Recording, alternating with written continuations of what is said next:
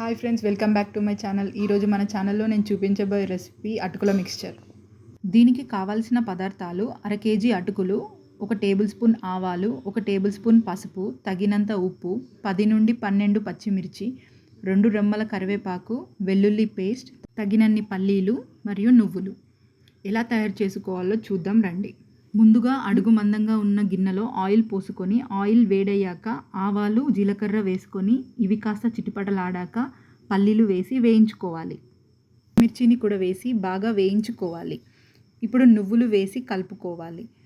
తర్వాత వెల్లుల్లి పేస్ట్ ఇంకా కరివేపాకు వేసి 1 నిమిషం పాటు వేగనివ్వాలి. ఇందులోనే పసుపు మరియు ఉప్పు కూడా వేసి కలుపుకోవాలి. ఇప్పుడు ఫ్రై చేసి పక్కన పెట్టుకున్న అటుకులని కూడా ఇందులోనే వేసి బాగా కలుపుకోవాలి. అంతే ఫ్రెండ్స్, ఎంతో క్రిస్పీగా ఉండే అటుకుల మిక్స్చర్ రెడీ.